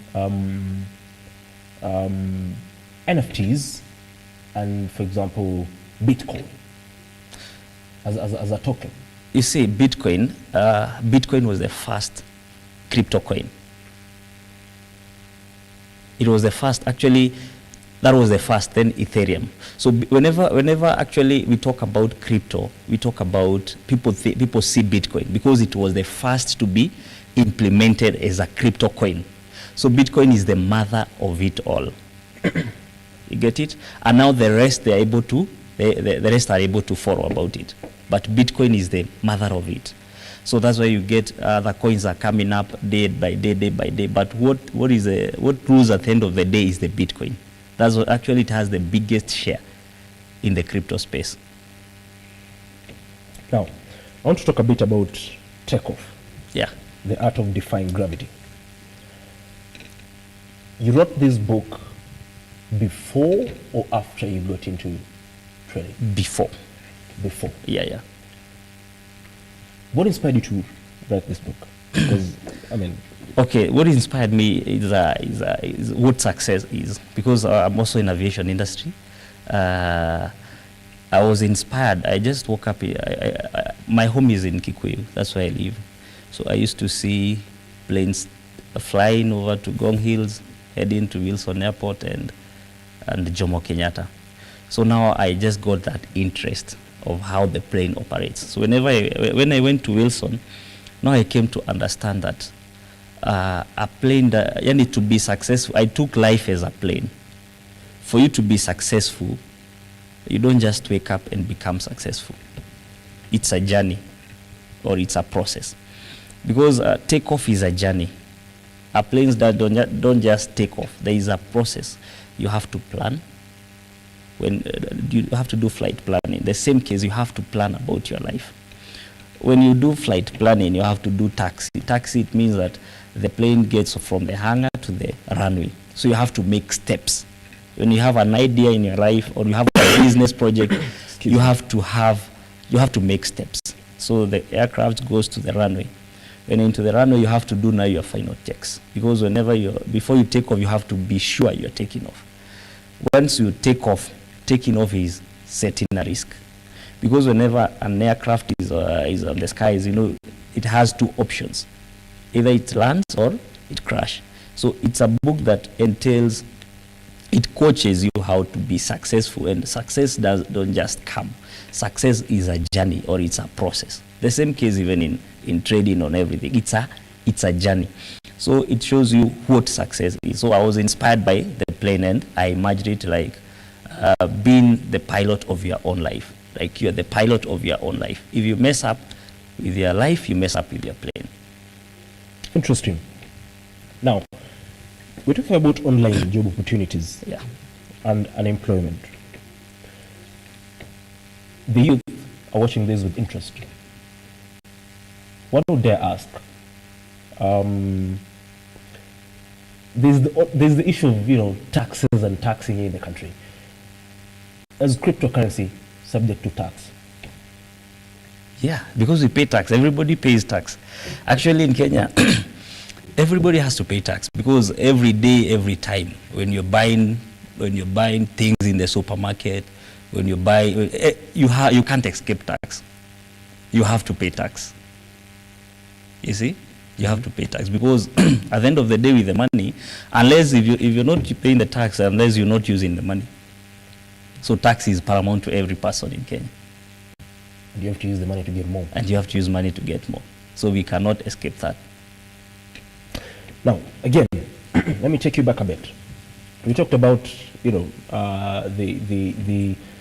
the risks that comes with, trading and all that, and the softwares, and how safe is it in terms of, it being susceptible to being hacked and all that. Question is, all this, you're doing it online. Who controls this software? Let me say, online is just like a physical job.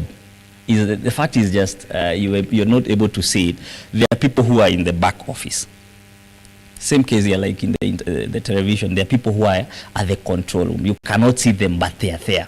Because even the support, in every online business, there is a hub, like the one that we cannot see, but they're already working, like in an office, and then able to distribute every part of the world.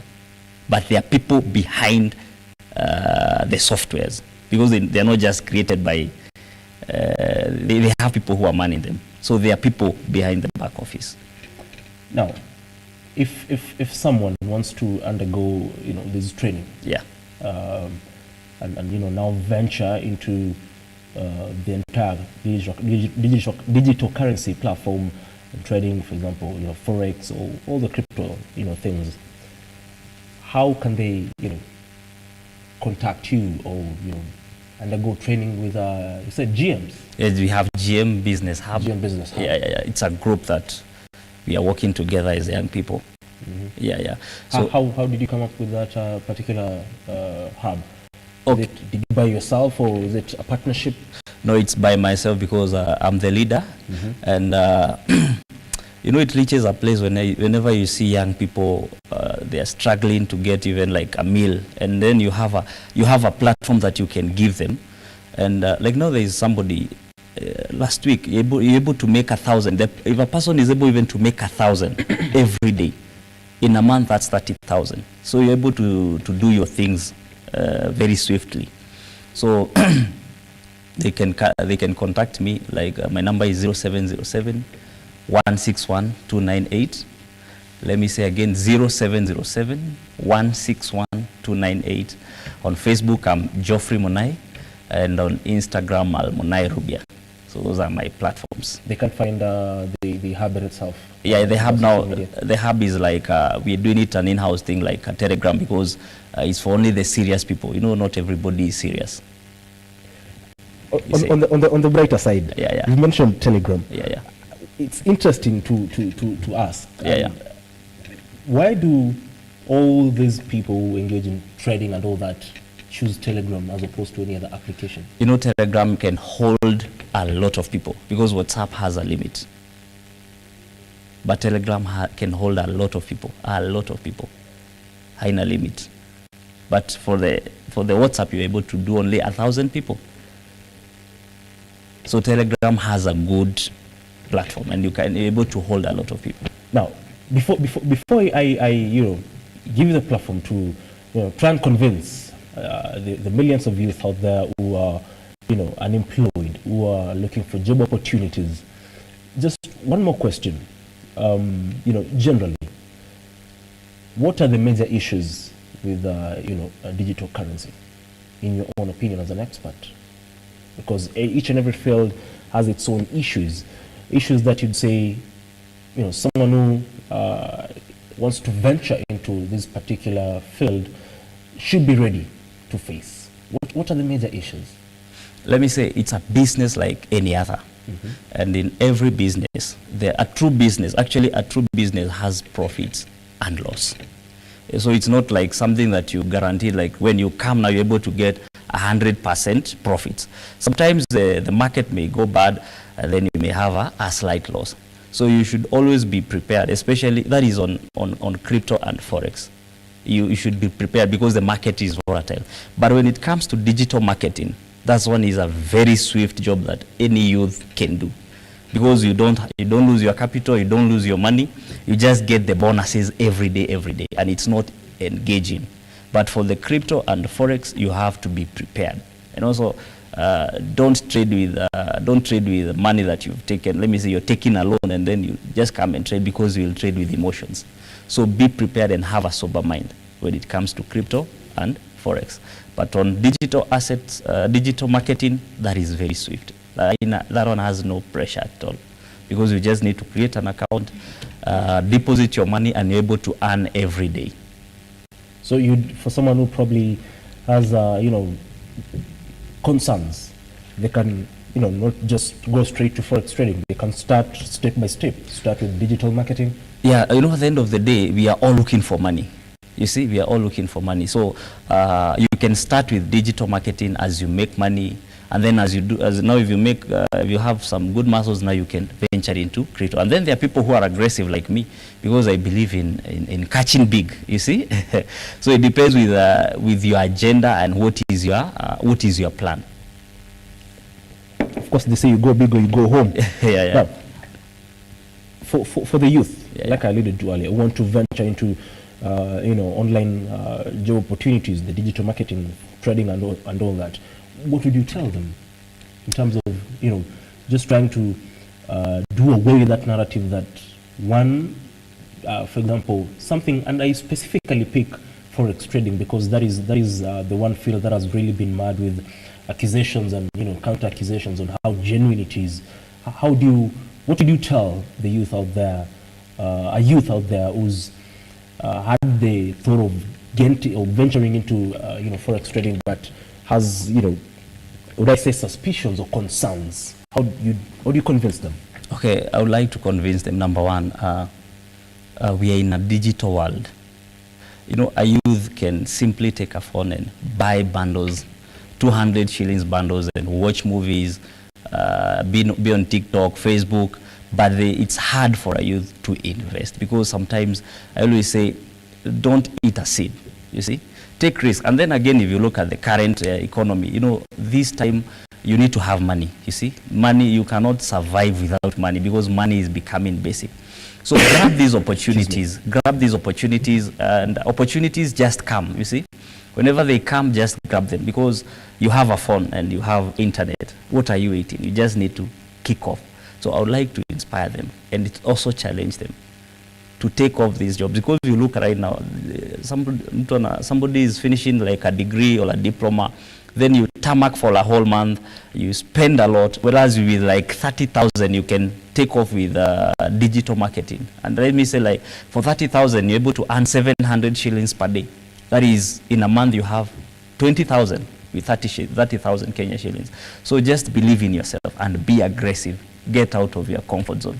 You see, we're in an era that you don't need to borrow money from anybody. You just now to come out brave and venture into these businesses, because they are golden opportunities that you're getting, and once you take them, you're going to appreciate the rest of your life.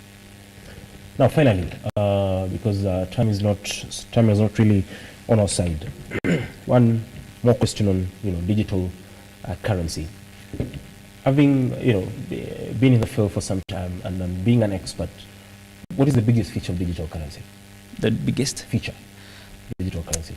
Okay, the figures. The biggest feature, like the highlight, the biggest highlight of digital currency.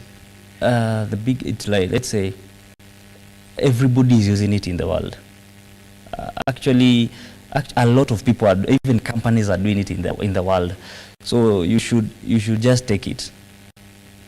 Where can you buy these cryptos? Using your Binance. Binance, as we said, once you download your Binance, you're able to buy any form of crypto using your M-Pesa. Because M-Pesa, you convert it to US dollars, and then now you can diverse it whether you want to do Litecoin, Ethereum, Bitcoin. So it's M-Pesa and then your Binance. At least how much are you supposed to have to, you can confidently say, this can get me into this particular platform? Let's say 30,000, a minimum of 30,000, that is $200.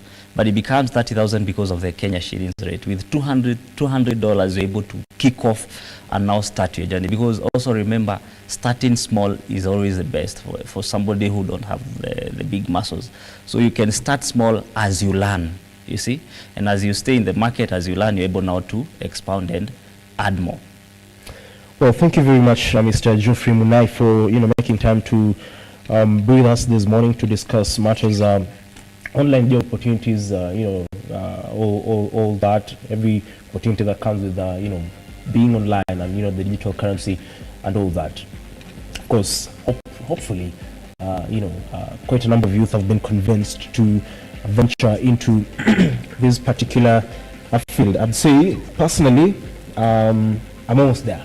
I will start thinking again about getting into forex trading. But thank you very much for coming. Thank you so much. Well, that was Geoffrey Munai. And remember, just before we go, where can they get this book? There's a bookshop in town, and also we do deliveries. Like we do right now. Actually, everything is becoming online. So whenever somebody needs the book, they can contact me through my number, and then I can deliver it to any part of the country. There you go. You can just repeat the number again. My number is 0707 161 298. 0707 161 298. On that note, we take a short breather as I prepare to take off for the next segment on matters, pillars that hold a family together. Don't go away.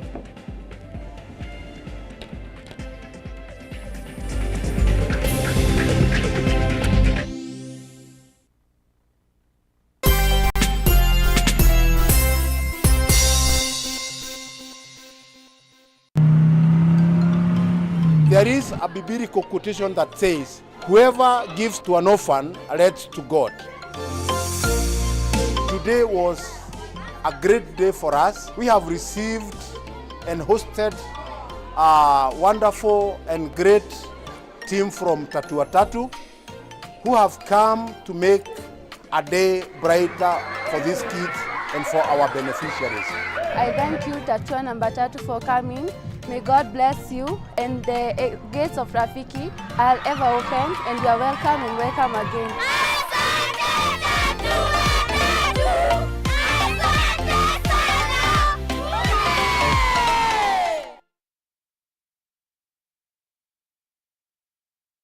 Are you a civil servant and looking for financial breakthrough? You can now apply for the salary check-off loan from Juhudi Kilimo, a solution that is available for salaried employees that have a check-off agreement with Juhudi Kilimo. All you need is 3 months' latest payslips, a copy of your national ID, 1 recent colored passport photo, and your KRA PIN. For more information, call us today on 0709 692